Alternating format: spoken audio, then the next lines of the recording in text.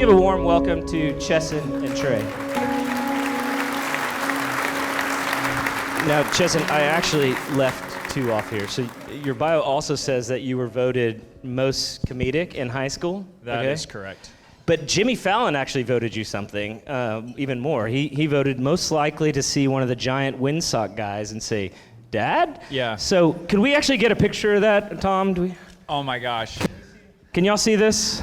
Jimmy Fallon actually voted him purely based on his profile picture. Okay. So Chesson then felt like he needed to respond. This was his response. Yeah. All right. This is true. So tell us the story. So that week, we're in Greensboro, North Carolina. And this was probably 2 or 3 days after Jimmy had done the superlatives for the PGA Tour.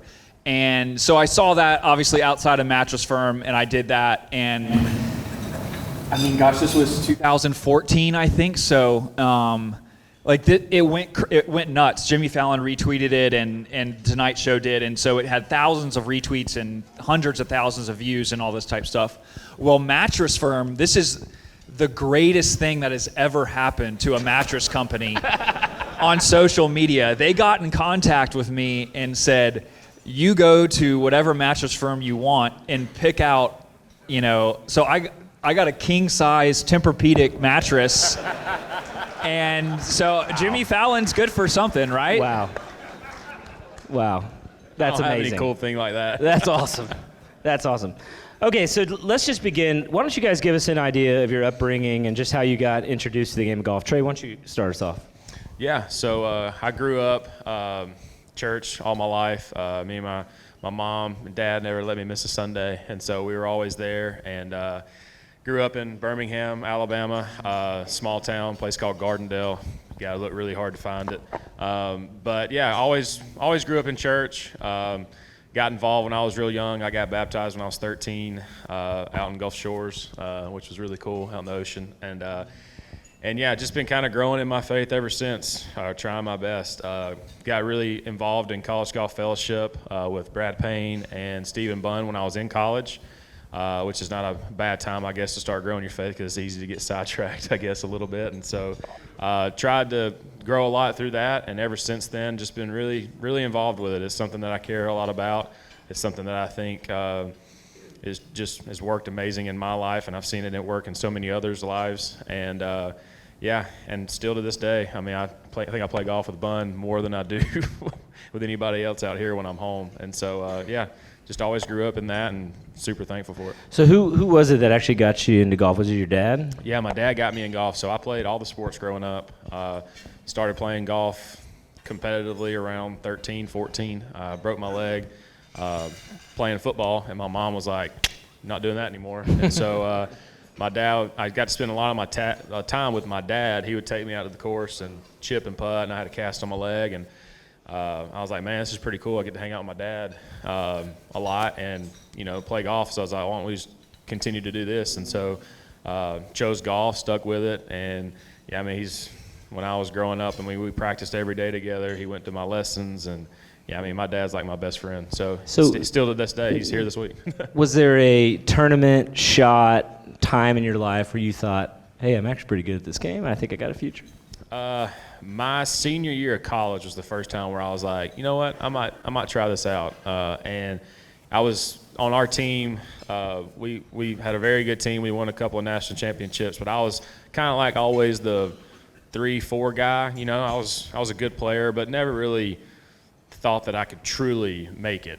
And I won the Isleworth Championship, which was one of the it's an awesome golf course. Better events that we play in college golf. And after I won that event, I was like, okay, maybe I am good enough to if I can beat these guys, maybe I am good enough to play. And so, I'm glad I did. Chesson, what about you, buddy? Tell us a little about your upbringing, how you got involved with the game. Yeah, I was a lot like Trey. I grew up in Raleigh, North Carolina. My dad got me introduced to the game at an early age. I was a respectable athlete, and I just kind of gravitated towards golf, and I stopped playing everything else probably when I was 10 or so and just focused on golf. And we didn't really know what we were doing. We didn't have much guidance, but it just kind of ended up working out. I've had success on every level, and obviously the goal was to make it to the PGA Tour, and I've just been blessed and lucky to do that. So, growing up, was there a time where you felt like, man, okay, actually, I think I have a future in this, or do you think it's more gradual? I was a lot more ignorant than Trey. I just thought I was always good enough. Call it cocky or stupid or whatever, but I think that's one reason why I have had some success and was able to make it out. As I'm sure all of you know, you kind of have this idea as to the plan that you think how things should go, but it never really ends up, it never actually ends up going the way you think it should go. I think that's a life lesson that we all learn. And it was kind of like that. It took me a couple tries through Q school to get on the PGA Tour, but we finally did, and here we are. Yeah.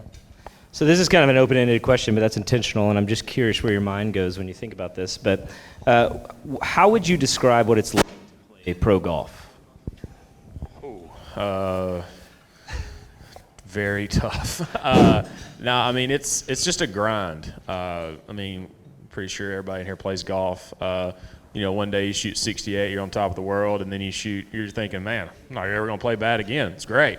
And then you go out the next day and you shoot 84, and you're like, what just happened? And just so you know, not many of these guys can relate to that, just being honest with you. Okay, you shoot 80, and then you go shoot 90, and you're like, what? Hang on now. I was this close. I had a putt for 79, and now I got putt for 89. And so it's a grind. It's a never-ending. I think Rory said it great at the CJ Cup when he was like, I don't think I'll ever have this game pegged, and I enjoy just learning. And I think that was said beautifully because it's a game that no matter what, even when you think you got it, you don't. And I think that's why, to be honest with you, we all love the game, is because it brings a different challenge every week. I mean, heck, I won Barbasol, and then at St. Andrews, I'm going looking, grinding up my swing, and I'm like, I just played really well, and now I feel like I lost it. And it's just a constantly changing game. I mean, and you wake up one day, you feel great, and the next day you're like, oh man, I don't really have it today. And so, Jim Gaffigan, the comedian, he tells this joke about what it's like. People ask him what it's like to have 5 kids. And he says, just imagine you're drowning and then somebody hands you a baby. and that's very accurate. And that's golf. That's professional golf. Yeah. And that's really just golf in a nutshell. Yeah. Is you're drowning and then you make it to the surface to catch your breath, and then the game of golf just says nope, and then just sends you right back down. Yeah, I heard the same thing. I forgot who it was that told me this. It was an older guy. He said, just be prepared that you're gonna feel like you got it about 4 to 5 weeks out here, and then the other 20, you just pray to God, just hang on, it's gonna be okay. Just get through it. So you guys have both been doing this coming up on a decade, basically. You a little bit less. You're coming up on that. Just, do you have a good story that you'd want to tell, a favorite golf story you like to tell? Anything. Could be playing with Tiger, could be anything that would come to your mind that you want to share. Playing with Tiger was cool, but my favorite golf story ever was at the Greenbrier. And so growing up, I mean, I was a huge John Daly fan. I'm not gonna lie. I mean, I was I was a round little kid. I had the mullet. I had that was my guy, and I swung it like him. I mean, I had it real long. I mean, I wanted to hit bombs, right? And I watched him hit when I was like 14. I watched him. He would come to a club that we used to hang out at, and he'd hit the ball off the beer can. I was like, man, this guy's unreal.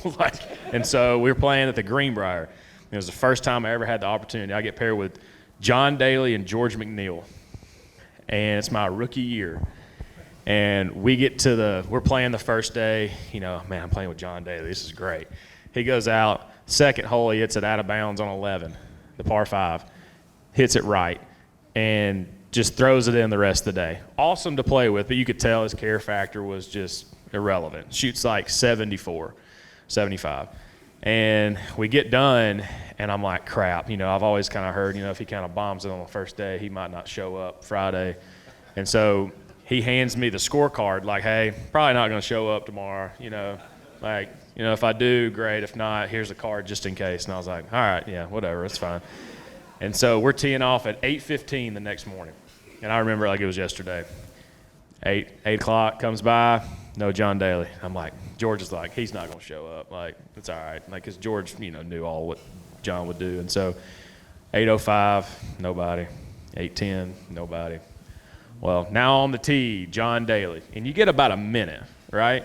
And so at the Greenbrier, the roundabout was right by number 1 tee. Well, don't worry. This black sedan pulls up, and it looked like a ZZ Top commercial. Like, he pulls up, doors open, smoke comes out, cigarette in mouth. And now on the tee, John Daly, 15 seconds left, doesn't even tee it up. Just the caddy throws him his driver out the bag. It was such a cool. It just looks so cool. And slaps his driver on the tee box, makes a big hole, throws his ball on it, whoosh, right down the middle. And my mouth is like, I'm like, what is going? And my dad's there, and he's loving every second of it. My dad's got cigarette in mouth. He's going smoke for smoke with John Daly, and he's loving it. And he hits it right down the middle. I was like, where'd you come from? He goes, buddy, we ain't slept all night. He goes, this is going to be a fun day. I promise you, the cup that he had, it was just straight vodka. It was unbelievable. I looked at George, and I was like, is this real? He goes, but this is like a Tuesday for him. And goes on to shoot 66, no bogeys. Misses the cut by 1. It was just the silkiest looking action you've ever seen. Not even hungover, just wasted. But I know that's not probably the right time to tell a story, but it was hilarious. So I'm sorry, but that was one of the coolest golf rounds ever for me. Do you have a story you want to tell? Wow. I don't know. Well done. Thanks. I think I might just let that one Okay. just sink in for Okay. everybody. And like I said, I'm sorry, but it was pretty freaking cool. So just getting in, you mentioned that just that it's a grind. I know both of you guys have battled trials out on tour, just different types, different things. But I'd love for you guys. I'm going to kind of prompt you on this. So, Trey, obviously you've had pretty much success at every level. Let's talk about Colonial, a trial that you've had. Could you just let the guys know where you were at in your career at that point, kind of what you imagined was going to be the future, what happened, and then just the journey of getting back? Yeah, so at Colonial in 2019, I was playing in the Pro-Am, and I got hit in the back of the head. The guy I wouldn't say paying attention. He had an errant shot with a 3-wood and hit me in the back of the head. Knocked me out for a little bit. Ended up having a concussion. Had to sit out for a little while. Tried to come back. Did not play very well at all. Lost my card. The tour gave me 2 starts. I didn't keep my points that I needed to have. And that year in 2019, I was having one of the best years I've had. And it was kind of middle of the season, and I tried to play on the concussion. I didn't play very well, lost my card. And so to what Matt said, it's the first real time that I had some adversity in this professional game. Out of college, I went through Q school, got through Q school, played a year on the Korn Ferry, won my next year on the Korn Ferry, got to the PGA Tour, kept my cards. Life was pretty easy at the time. Golf was pretty easy. And I had an injury. I didn't do what I should have done medically to get over it. I just thought that I would be okay. And I wasn't. And I had all PGA Tour starts, and then I went from having all PGA to literally I didn't have anything. I had past champion on the Korn Ferry. And so, 2020 was rough. Just had my second child at that point. And so I had a 2-year-old at home, 2-year-old girl, and had a newborn baby. And, not really knowing what I was going to play, what I was going to do. And so I talked to Stephen Bunn and Brad Payne daily because it was a very hard time for me because I went from being at the top of my sport. I hadn't won or anything, but feeling like I was close to doing something really good to now having nothing. And a new baby, I had a wife, kids to support. And so, it was the first big time for me in my life where I had gone through something like that, and having the support of CGF and Stephen Bunn and my faith. I really leaned in hard on that and just kind of kept telling. My wife was such a big factor in this. She is the rock of our family, and she was so supportive of me and was like, "Hey, we're not gonna deviate from the game plan here. This is what you're meant to do, and this is what we're gonna do." And so, man, just kind of put my head down and got to work really hard, and got into a Korn Ferry event that went into the past champion category. Had a couple of top tens, won the last event that year, and then got my card the next year through the Korn Ferry, and then back on tour. So yeah, it was tough 2 years, but through God's blessing and the people that I surrounded myself with, and just tried to just put my head down and work hard. So follow-up question to that, just two-part question. A, how did it feel to win after having gone through that? What do you feel like you learned?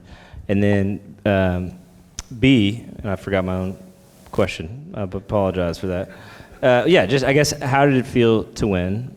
You can answer that, and I'll remember my second part of the question. Yeah. So for me, when I won that event in 2020, the last Korn Ferry event that year, it was very satisfying. But I think I said it in the interview that I had one time, like, it was satisfying to win, but I think it was the journey to that point was more satisfying. The hard work that went into it, the dedication that I had for that, and just, I think it's so crazy what Chesson said earlier. Like, you think, like, our plan is so much different than what God normally has for us. And so for me, I had everything in my head planned out in 2019. I was playing great. I was going to do this, and this, and then all this happened. And so, like, it's crazy, but, like, when I look back at those moments in 2020 and 2021, I got to, like, when I look back, like, I love those moments because I got to see my son be born. I got to be home a lot with my family. Those are 2 years that I'm never going to get back in my life with my kids. And those are some of the best 2 years I've ever had because I was able to be dad. And that was, it's incredible to me because I had such a great role model of what a good dad is. And I got to be that and still want to be that and strive every day to be that. And so it was the time that I never will have back in my life because we're gone so much throughout the year. And so to have those 2 years at home, be with my wife, be with my kids, that's something I'll never get back. And just goes to show you that sometimes your plan isn't always the plan that works, but it's the plan that's best because it's God's plan. And so my follow-up question was, in winning, do you feel like it changed you at all? Would you say that what changed you was the trial, or would you say what changed you was the win? Did anything change in winning? I just think the path it took me down was much more satisfying. Don't get me wrong, winning is great. We all want to win. That's why we play this game. That's what we want to do. So winning was awesome.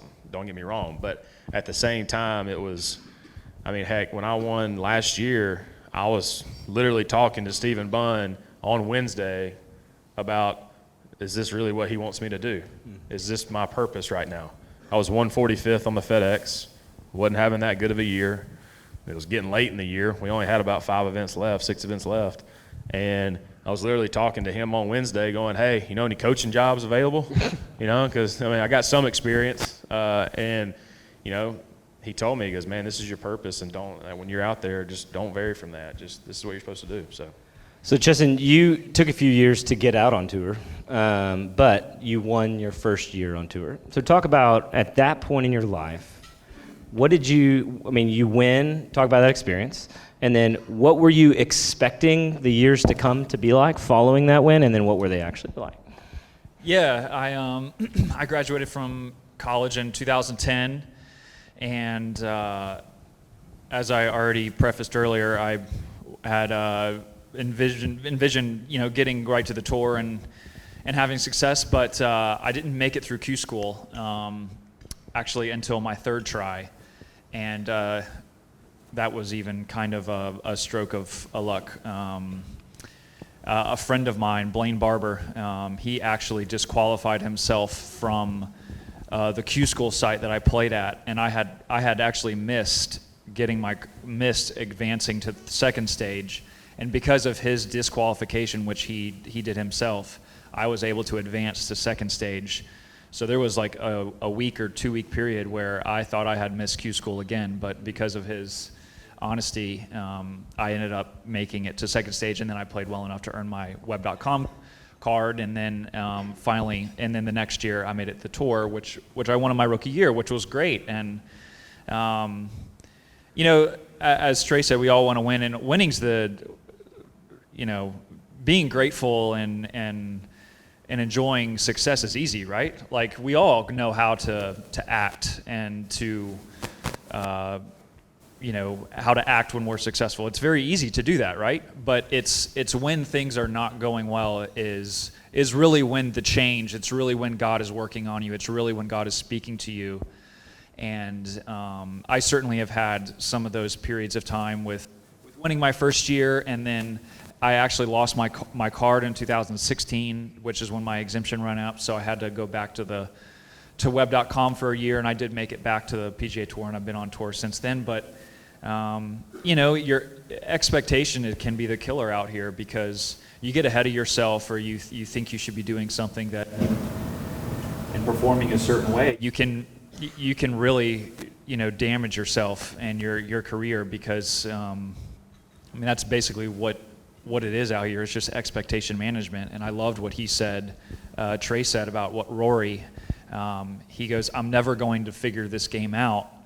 I just am enjoying the journey, enjoying the grind." And if you can bring that to the golf course every day, you're never going to leave the golf course failing, because your mindset's totally different, right? Like, you're approaching it from the standpoint of just getting better, and so.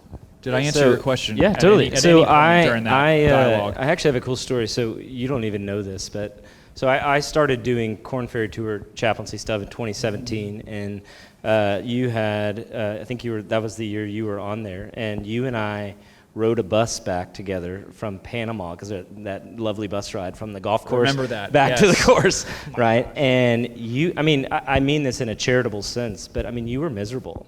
You really were struggling, just trying to figure out what to do and what don't to sugarcoat it.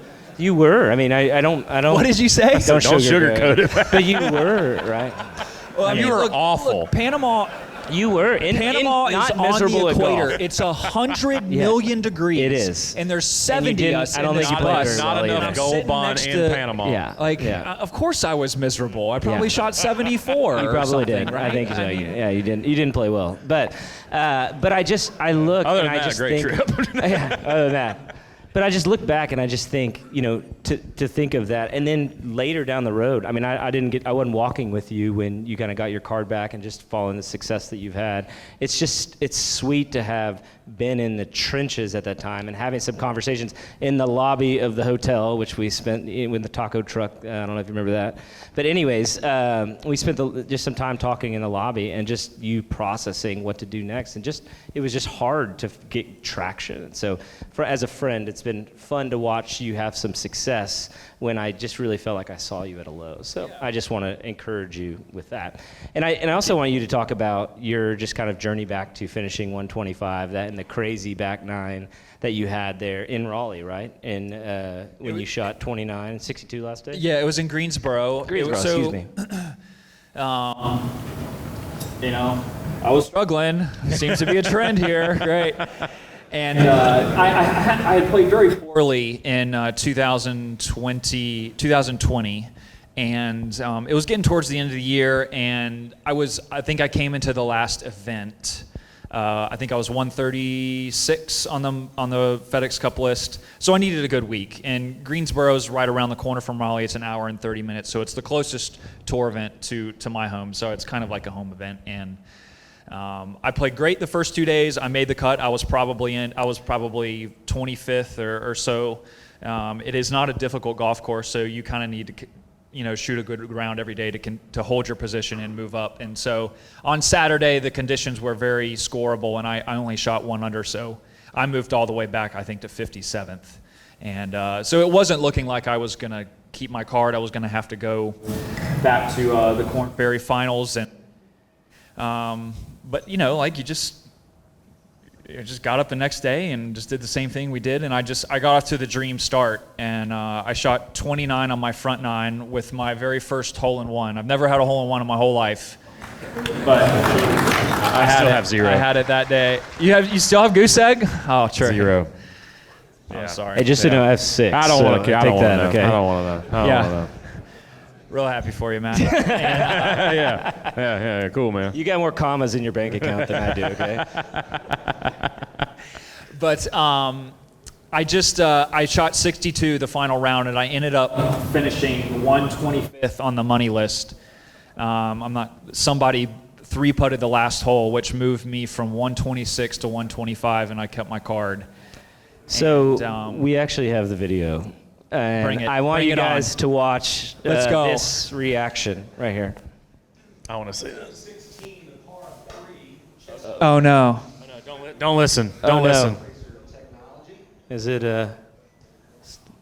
we got a... This is a great video. This is a great... Oh, there we go. There we go. Hey, Paul Hicks, you're coming Paul. up. Next steps. Here we yes. go. Man, you can draw it. Top tracer technology. This is elite athleticism here, man. So just watch be prepared this. for the reaction, guys. Just drip city. Let's... Boom, baby!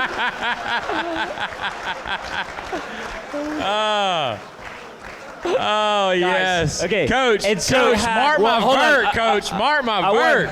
I had 34 years of built-up emotional readiness for that exact moment. Oh, man. I do want to share, just give Chesson some credit.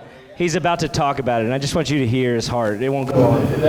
It won't go on for very long. Jump, the legs. Are you going to show the interview too? Here we go. It'll be 132. A final round 62 with your very first hole-in-one feels like it should be enough. You got to be proud of yourself after the hard work today.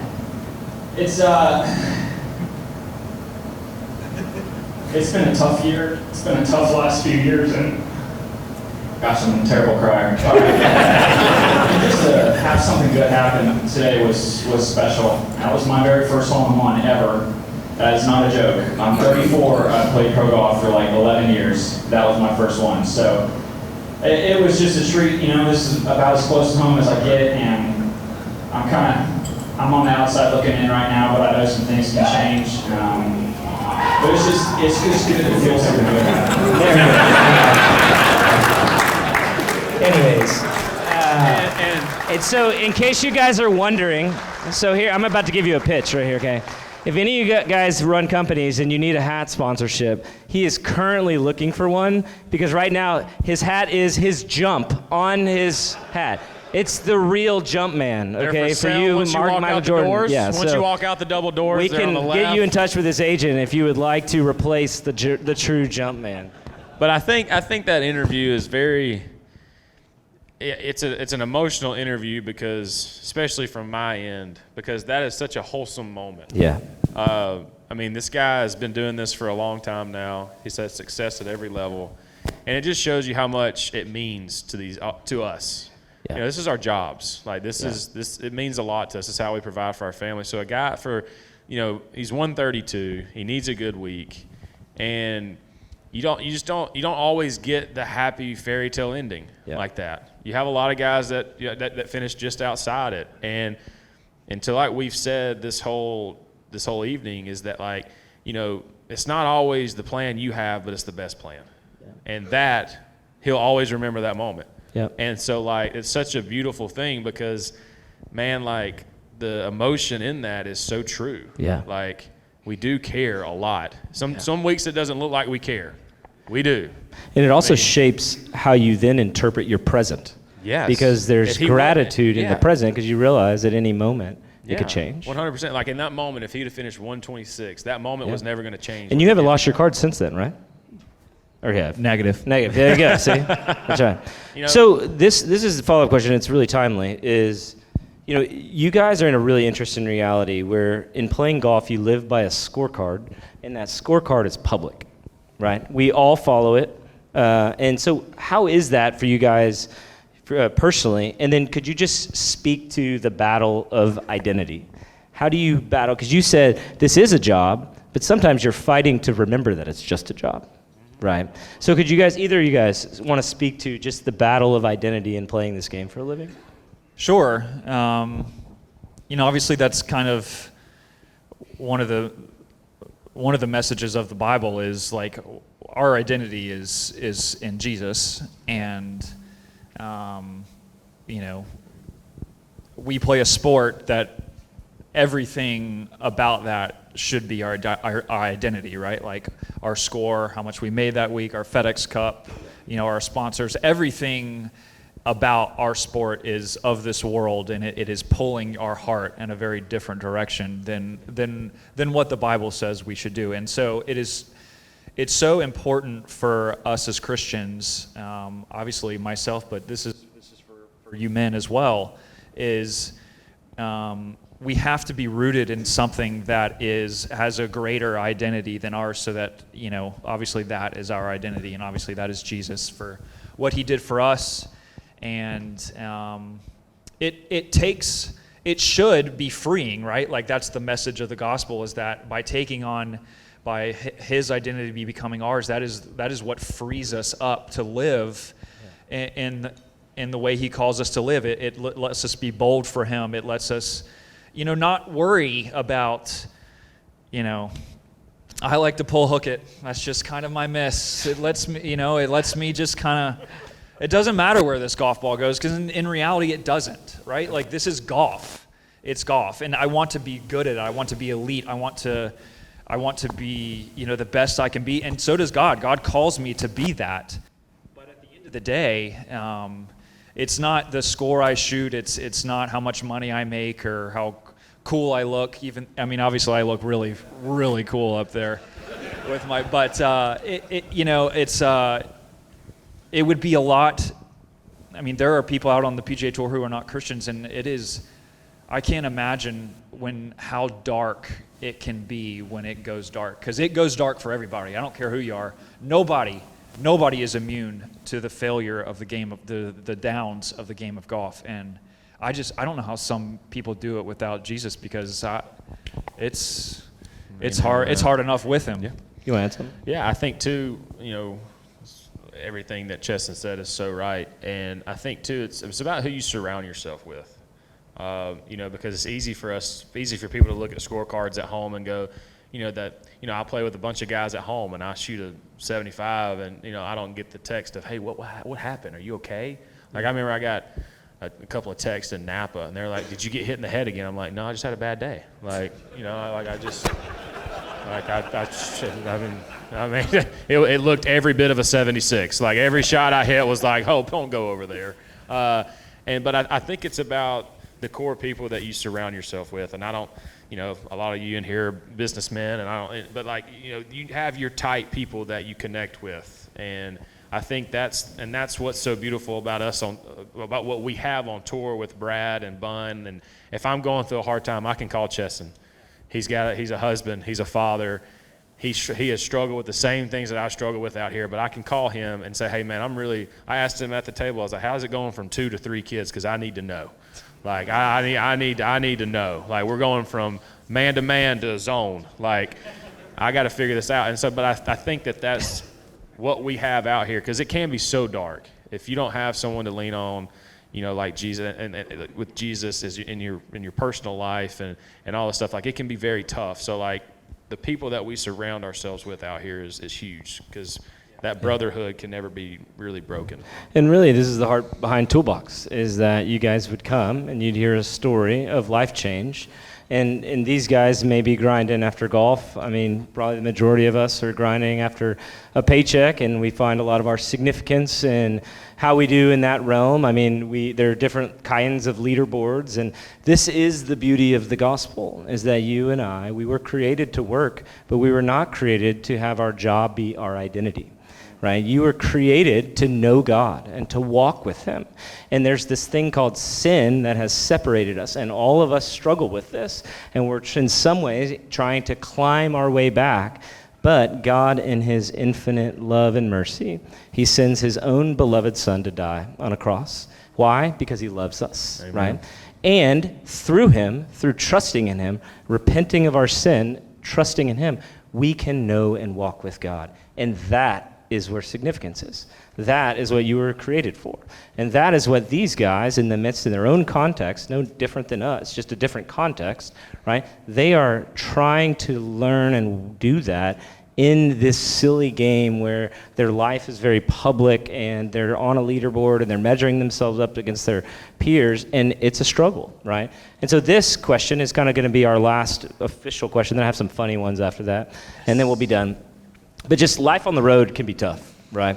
So how do you guys handle this? What does life on the road look like? Being away with your family, away from your family, bringing your family. Who do you hang out with? Just give us an idea of what life on the road looks like. So I'm solo this week, so I'll give you my life on the road, and then we'll transition to Trey, and he can tell you what it's like with kids and a wife on the road.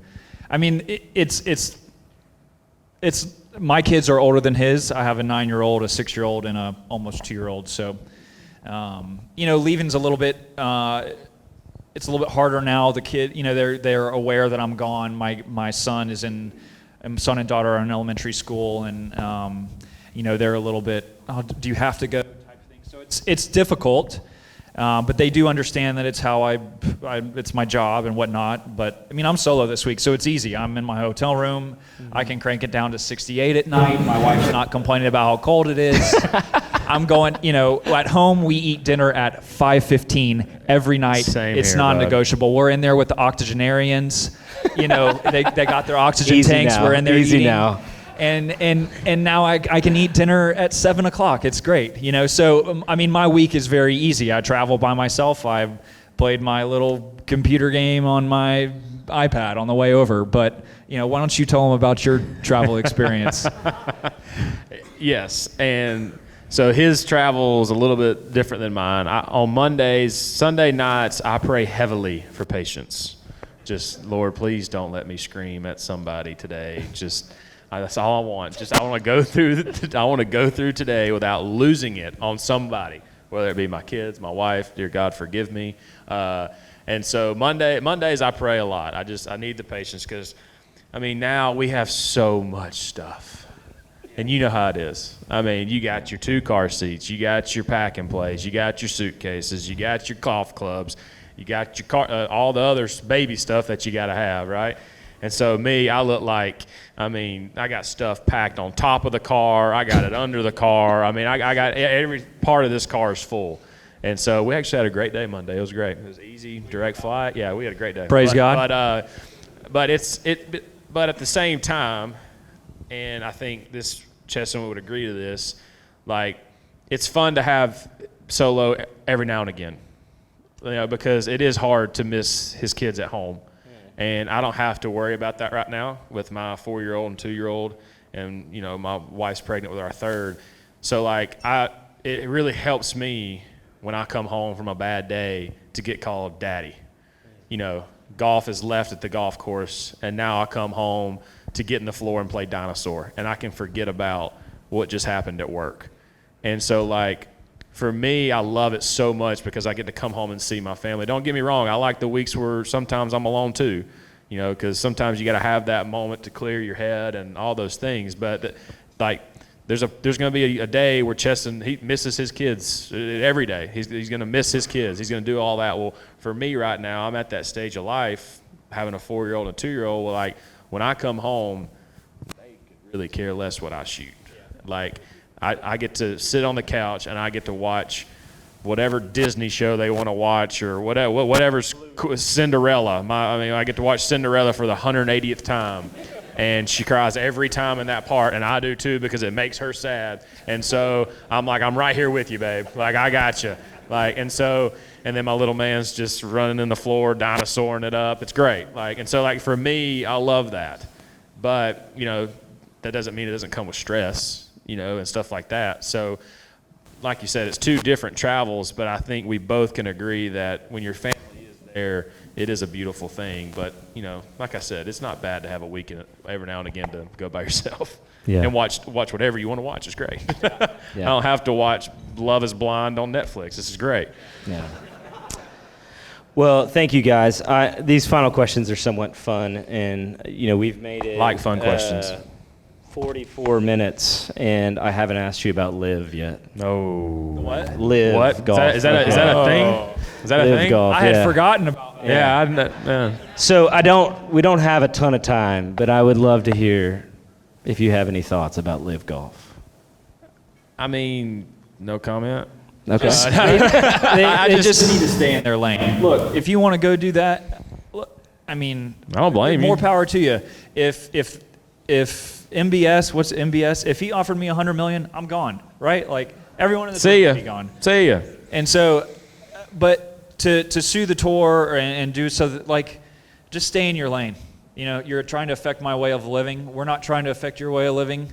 If you want to go do that, go do that. Well, my thing is, like he said, you knew the consequences before you left. Yeah, 100%. Right? It wasn't like, oh, this is a shock. Like, I mean, literally, we were in the meetings with Jay, and this said that this was always going to happen. And so, like, I don't blame anybody for leaving. You made the decision, whatever it was, based on your family, based on what you wanted to do. You made the decision. You know, like Chesson said, if they call and offer me a boatload of money, and I ain't got to play but for 4 years, and the rest I get to spend with my family, where do I sign? I'm gone. I mean, I say that. I'd have to think a lot about it. But, like, it's one of those things where it's like you made your decision, you made your bed, and I sleep in it. Don't try to ruin what we have going on in the history that this tour has provided over the last, 60, 70 years, however long it is. And so that's my only take on it. It's like, I'm not mad at anybody that's left. I mean, I don't, hey, happy for you, great job. But don't try to now all of a sudden be like, well, we didn't know. Right. Well, you knew. You're just saying that. That's pretty charitable. I'm proud of you guys. Well done. Thanks, well done. Well done. Okay, this is my favorite story or question to always ask when I interview a pro golfer. What's my favorite course? No. What's your best round ever? I think this is better than that, but could you give me your funniest I hit someone with a golf ball story? Oh. Sure. That pull hook came out. I can get it. Do you have a good one? Every pro golfer I've ever met has a good I hit someone on a golf ball story. I hit my wife. Yep. In that Napa. Seems like it's a good story to start off. I think it was like a one bouncer. But that's always good. It was at Memorial. This not Memorial Park golf course. Correct. This is Memorial Jack Nicklaus's tournament, and it was number 15, the par 5 up the hill. I kind of flared one to the right, and it hit the lady, my host family lady, who I wasn't staying with her that week, but I had stayed with her previous. In 2013, actually, when I was on the web.com tour, there was my wife was pregnant with our oldest at that point, and we stayed in her house. She was so lovely. Her name's Jean Reynolds, and we've stayed in touch, and she comes out and supports me, and I just drill her right in the leg. You should have, it was black and blue. 60 seconds after, this thing hit her on the fly, bless her heart. And did you sleep with one eye open that night? She never has let me forget that. Never let me forget that. Did you slip in one of those Phil Mickelson handshakes? Gosh, I probably should have paid her for that, but mine actually happened pretty recently. It was at Congaree on 18, and this was a couple weeks ago. I've never really hit anybody very hard. Maybe like one bounced or hit you like in the shin or something like that. It wasn't nothing terrible, but this one I caught clean. And it was not the one, you'd almost have rather been hit with a driver at like 300 and then it kind of like flowed into you. This was like I was trying to hit like this low stinging 3-wood that came out about waist high and a pull left.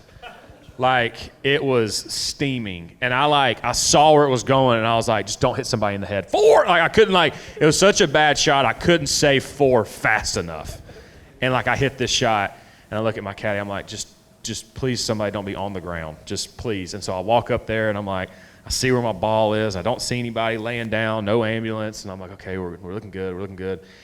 and then I see this guy standing to the left. And I'm like, did it hit anybody? And bless his heart, he could barely get his hand up. And I said, did it hit you? And he goes, yeah, it just caught me in the leg. And I look at this guy's leg, and it looked like someone shot him. I mean, it hit him so hard, he had blood. Not like racing down, but like it cut him. And like I see this, and I'm like, dude, I am so sorry. I'm like, but you couldn't have kicked it in a like better place. I was like, buddy, I'm on like sand and dirt, and I'm like, couldn't like hit it a little bit harder. But I mean, I did my best. I gave him like a glove. I gave him a ball. I mean, I was like, here, do you want the 3-wood that I hit you with? Because like obviously I can't hit it very good, so you can have it. But bless his heart, he walked up there. I mean, it was like you said, it was black and blue, and I was like, I feel so bad. It was the first one where ever like I was like, if that hits somebody, they're down. Like they're down, 100%. And my caddy was like, you got lucky with that. It didn't hit somebody in the head. I was like, thanks, bud. Appreciate it. There you go.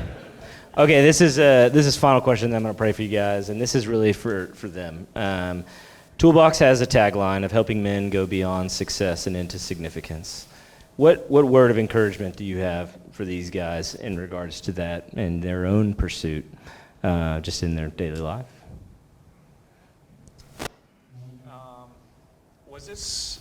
Did you send this question in the email so I could have prepared? No, I did not. Okay. There's no I figured you preparation had for this. something that. Love Jesus. Yeah. I'm joking. I think there's some overlap in what everybody does when it comes to. I think if you just, it's all about how you react to. I mean, I've always been told life is, it's 10% what happens to you and 90% how you react, type of thing. And if you always have that in your mind, for me, it's when I'm hit a bad shot, if I allow that to get to me or sway my confidence or something like that, then I can get off the rails. But if I'm thinking properly and in the right mind space, I can just kind of shrug it off and keep going. And the same applicable for you guys. If it's all about how you react to things. So that's just not the answer I really wanted to give, but. Yeah, I I see. don't know. Go ahead. I think, like I said, this would have been a great email question. But Just so you know, I sent you an email, and my response from Chesson was, "Don't worry, I'm not going to read it, even if you send it to me." So that's true. I wouldn't have realized. I'm an honest person. I think like how you treat people for me is big. In the Bible we're called to treat your neighbor as yourself, and I feel like too, like a lot of y'all probably in this room are here because your friends are here, and your business colleagues are here, and all those things. It's like the people that you surround yourself with, right? It's your friends and how you treat other people, and I feel like that's just such a huge way of life, because I mean that's what we're called here to do. Is God loved us so much, right? Like we didn't deserve any of that love at all. We didn't deserve any of it. But yet he loved us enough to come down here and sacrifice himself for us. So why is it so hard for me to love somebody else the way Jesus loved me? And that's how I try to. Don't get me wrong, I don't do it all the time. You can ask my wife. But I think that's huge for especially where we work, because like my caddy, right? It's easy for me to just dog my caddy if I do something wrong, but I understand that he's pulling for me just as much as anybody. And so, like, I just think how you treat people is huge, and it's why a lot of y'all are here now, and the relationships that you've built. So that's great. Well, guys, thank you so much for being here. Can we guys give a round of applause?